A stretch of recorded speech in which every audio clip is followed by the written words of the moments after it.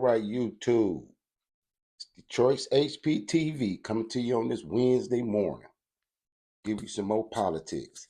Today we got an interesting couple of clips I want to show you. One specifically is Judge Joe Brown. Now, everybody knows Joe Brown actually speaks his mind, but he's going to weigh in on Kamala Harris, what he thinks of Kamala Harris, what his experience was in California when Kamala was running California.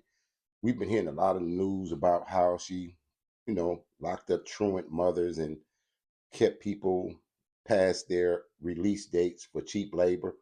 A lot of things she did to the black community.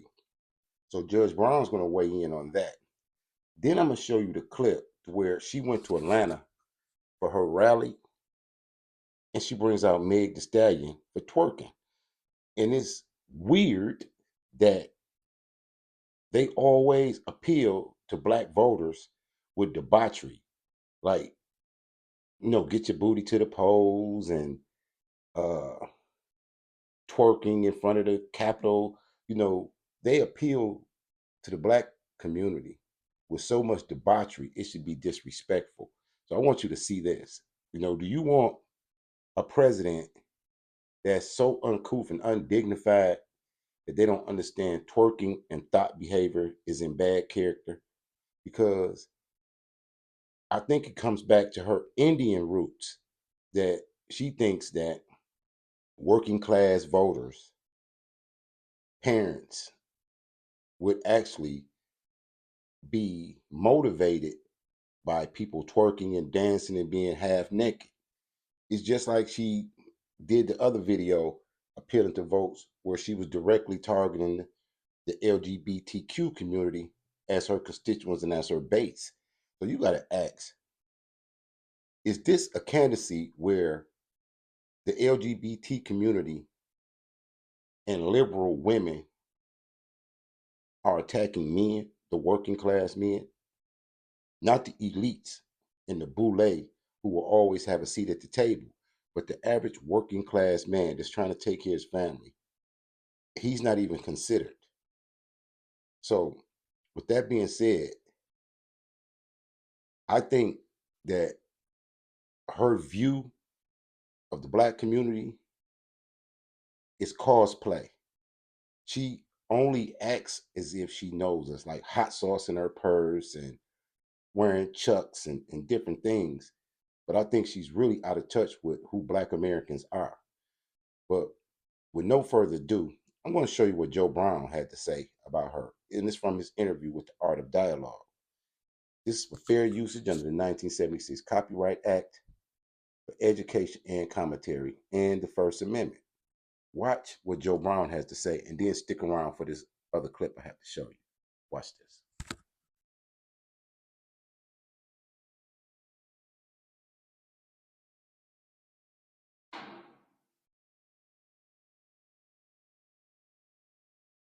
But I gotta ask you about Kamala Harris. How you feel about her? She's a piece of I was in California. She lacked professional competence, and she worked on it by hiking up her hemline when she needed influence rather than researching. I was out in California for 15 years doing my show when she was at her peak, and she had a reputation amongst the trial lawyers of being lazy. She just hike her skirt up and try to flirt, and she wasn't that good in the courtroom, if not pretty bad in the courtroom. So I'm not surprised at what she does. She's 60 years old, and I think listening to her word salad and the way she talks, I think she's got early onset dementia and also some problems with menopausal complications. That's that. You see, the day is going to be tomorrow. So since it's got to be tomorrow, today we have tomorrow, which is why we are now. Like, what did you say? They have something in mind, but they cannot cognate getting all the way through it, which is why she's famous for this word salad garbage. And What do y'all think about that? Because the way she does talk with the unburdening of the burdens that were burdens before seems a bit spacey. It seems out there with no meaning. And it's crazy how people are motivated by the word salad, which has no meaning at all. Will she win an election without ever having to say anything? She already has never been voted for anything, whereas the Democrats say they are for democracy. They have a candidate that hasn't been voted in by none of their constituents. Was this the play all the time, just so they could say they have a woman of color to be the face of the American disaster that will ensue under her leadership? Listen to Joe. Doesn't make a bit of sense. I think since she's only 60, she's actually on a worse track than Biden was. Biden is 20 some years older than her, and he has been senile for a long time. Now, about 5 or 6 years ago, when did they start ramping up to do this? 2019. Okay, I was saying Biden has been a failure his whole adult career, a second-rate, third-string player. He's in the game, so he wants to make a name for himself. I considered him for years poor trailer park, urban trailer park trash, and he's a crook. He's a third stringer. Now, what I said he was going to do is he probably wants to claim fame for being the first person to see to it that a woman got to be president. And what I predicted, I'm slightly wrong on it, was that he was going to get in, try to get elected, and if he got one term, try to get elected for a second one. And then halfway through his term, when he had served 2 years, to retire or resign in her favor. So under the 22nd Amendment, what happens is she can serve for the final 2 years for somebody and then be elected twice more. So that woman would be able to serve 10 years, second only to Franklin Delano Roosevelt, who got elected to 4 terms. Could you imagine 10 years of Kamala Harris and her policies of nothingness, her policies of open borders, abortion, LGBTQ rights? It will look like Rome right before the fall, because this country is starting to look like Rome right now before it collapsed, because they're following the same destructive behavior of Rome. Open the borders, you can't tell the men from the women. Debauchery is at an all-time high. Until the people just collapse under the damn abuse of their government. Listen to some more Joe Brown. Before they put the amendment in place so you could. Now, that said, I think, and my major at UCLA was political science. My analysis is they picked the weakest somebody they could as a figurehead, somebody who had some apparent minority status, which she does not. And what goes on is that you get her, everybody that is everybody would be afraid to go against her because of what she can pass herself off as. And then you get somebody that's easy to control because she's lazy, because she is becoming incoherent, and because she's always tried to do the casting couch to get where she wants. Now, the problem is that'll get somebody to a certain level quickly, but you can't get past that level if you don't have competence and talent. So my thing about it is if I'm crude about it, in this city years ago, I used to represent a whole bunch of pimps and hoes, and I know a hoe when I see one. And I say this, I don't care, women, you do what you want to do if you want to have recreational sex, but when you do the casting couch or anything else for professional purposes to get paid or advance, you a hoe. And she's old hoe. And the problem is what is she supposed to do?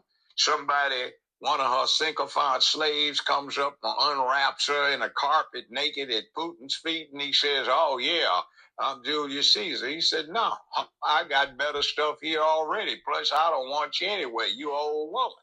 Get on up." The #1 wood shaft in golf just got upgraded. Now we're gonna start there because clearly Judge Joe Brown has a problem with Kamala Harris because he sees her clearly, because she's always promoting thought behavior, and she sends other people out weird, but she has to be the weirdest candidate we ever seen in American history. One who is such a chameleon that she changes her own race at the drop of a dime. Who does that? People say, well, what difference does it make that she's Indian? What the difference that it makes is that she's lying about it. You know, if you lie about who you are, why should we trust anything that you say if you won't even be honest about who you are? Think about that.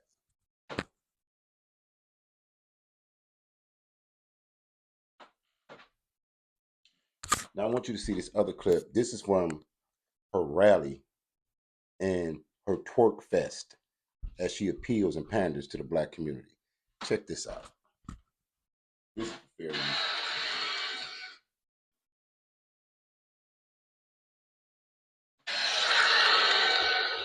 So the momentum in this race is shifting.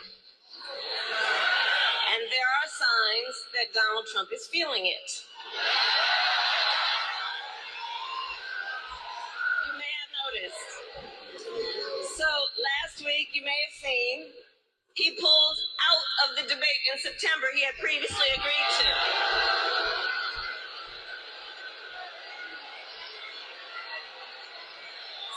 So here's the thing. Here's the funny thing. Okay, this is going to be the funny thing. She's going to start cackling. If anybody thinks that Donald Trump is afraid to debate Kamala Harris, please put a 1 in the chat in the comments. If you actually really think that Trump is afraid to debate this lady, this cackler, I just want to see how many of y'all guys really do.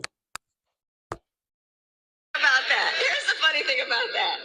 So he won't debate, but he and his running mate sure seem to have a lot to say about me. And by the way, don't you find some of their stuff to just be plain weird?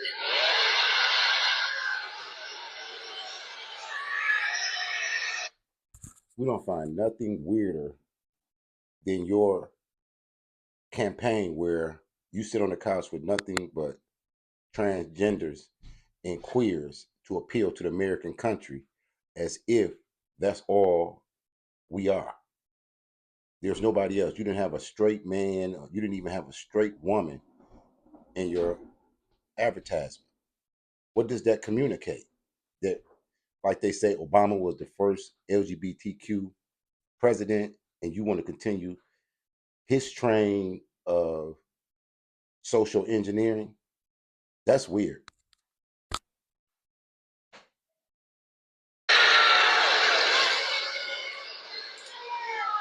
Well, Donald,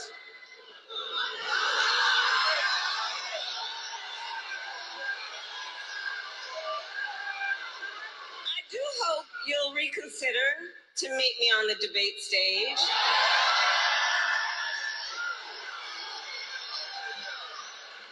Because as the saying goes, if you've got something to say, say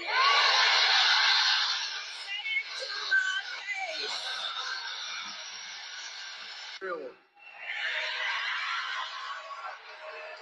And in the words of my brother Takeoff, let me get a Kamala. So it's only right in the birthplace of the culture. It's also the same place to launch the first African American woman to run for president.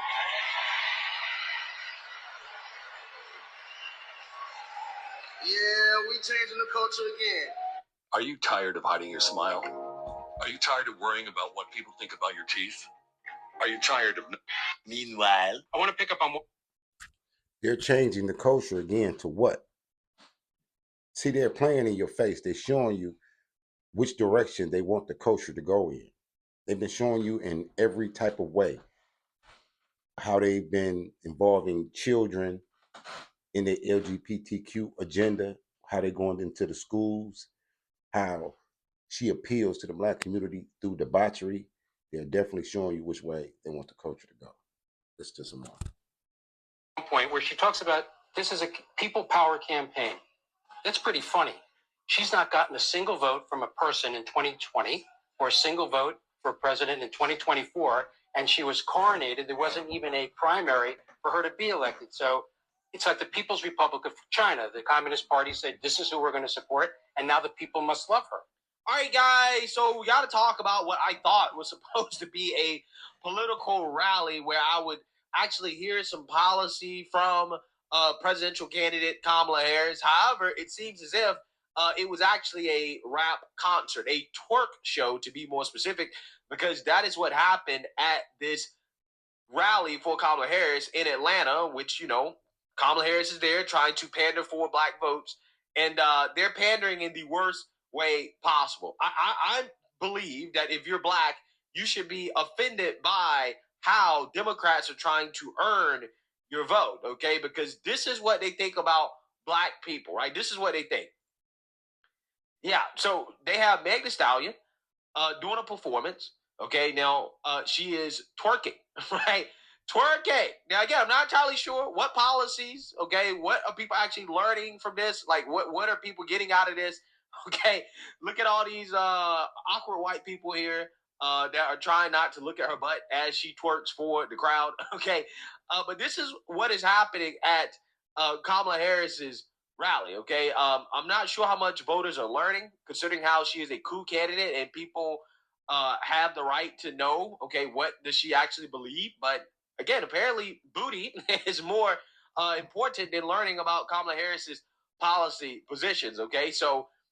This is what is happening, right? This is how they're trying to appeal to Black people. And what I find to be hilarious about this is the fact that Kamala Harris probably does see somebody like Meg Thee Stallion as her spirit animal, so to speak, because Meg Thee Stallion promotes the same behaviors that Kamala Harris allegedly participated in order to get into positions of power, right? So again, this is what they're pushing on women, okay? Just act like this, right? They're trying to get the 304 vote the same way they kind of did in 2022. They had a bunch of these young women come out and vote to save their rights, okay? Even though, again, what they're trying to save is not actually really a right.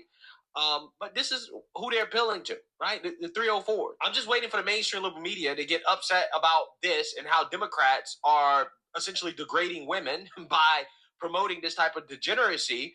The same way they got mad about J.D. Vance talking about family and trying to promote the importance of family. Again, this is the country we're living in, folks, where the media thinks it's controversial to promote the family, but it's not controversial to have rappers who are essentially glorified strippers perform at political concerts, right? To appeal to women via sex and degeneracy. That's not controversial, right? Let's not talk about that. Let's not get upset about that. Now, you guys don't find that weird that twerking at a rally, I mean, like Black people, you should be embarrassed. Twerking at a presidential rally. I mean, is this really our culture, or is this some type of cultural re-engineering to shove debauchery, looseness down our throats at the same time while they destroy the nuclear family? Is this really what we want as leadership in this country? Think about it. Get upset about the guy that wants to promote families, okay, and traditional values. I just want you guys to understand, this is not on accident. This is on purpose, because remember, back in 2020, the Democrats were trying to appeal to Black people in very similar ways. Everybody remembers getting your booty to the polls. Black lives don't matter to some of our current elected officials. If they matter to you, then don't let other people decide who's going to run your community. Get your booty to the poll. Get your booty to the poll. Get your booty to the poll. This isn't fun, but it saves homeowners a fortune. I've worked in construction for 20 years now, and it's still... Oh, again, I just want to remind people, this is what they think about black people. This is what they think appeals to you. This is how you get the black vote, okay? Degeneracy, sex, naked women, strippers, booty, okay? Why is it that Democrats only do this with black folks, right? You notice that they don't do this with the whites. They don't do this with the Asians. They don't do this with the Hispanics. And don't get me wrong. Look, listen, there's some of this in the Hispanic, the Latino community as well, too. Let's keep it 100. But that's not how they appeal to them, right? They don't use degeneracy to appeal to them, okay? They might start speaking Spanish and talking about breakfast tacos. But we can't get those things on our own. Raul helped build this organization with the understanding that the diversity of this community, as distinct as the Bogotas of the Bronx, as beautiful as the blossoms of Miami, and as unique as the breakfast. You could tell she's pandering because it's not Bogotas, it's bodegas of the Bronx. Bodegas. They attempt to assimilate and pander so hard that it almost looks ridiculous. Bogotas. She might as well say corner store. You know what I mean? Tacos here in San Antonio is your strength. Right? But they don't do this. They don't do this. So again, you know, I'm not entirely sure why is it that black folks accept this type of pandering from Democrats, because again, they're telling you that, hey, we don't think that you're very smart. Okay, we don't think that you're very educated. We think that we should appeal to you via things that have nothing to do with actual policy. Okay, but again, this is what it is. It is a Trojan horse, right? That's what it's designed. It's designed to sell you something that, hey, you really don't know about. Okay, and once you open it up and you see exactly what you're getting, then all of a sudden people are shocked to find out that, hey, this so-called pro-black agenda, this so-called black politician, their policies aren't necessarily good for us, right? But hey, you know, it is what it is. This is what Democrats do. But, you know, there was a little bit of policy during this speech in which she tried to attack Trump on immigration by essentially saying that he didn't do the job that she's going to do, even though she's technically in office as vice president. She was border czar, and she could not get the job done of securing the border and solving the problem. But yet she wants you to believe that she's going to get it done if you elect her, even though, again, she's already border czar and she's already in office as vice president. Take a look.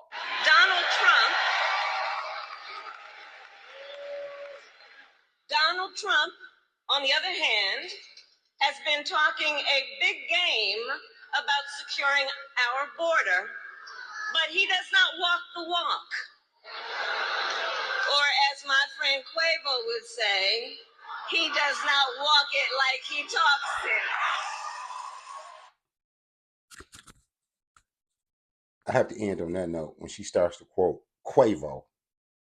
Of all people, she down there in Georgia with Meg Thee Stallion and Quavo. When has Quavo ever rapped about anything other than drug use and womanizing? This appeal to the black community is repugnant, to say the least. Well, it's Wednesday morning, and I'm going to end on this note. It's Detroit's HPTV coming to you out of Detroit. Support Detroit's Black Thought and Act Collective. As always, salute to all patriots. Peace. Like, share, and subscribe.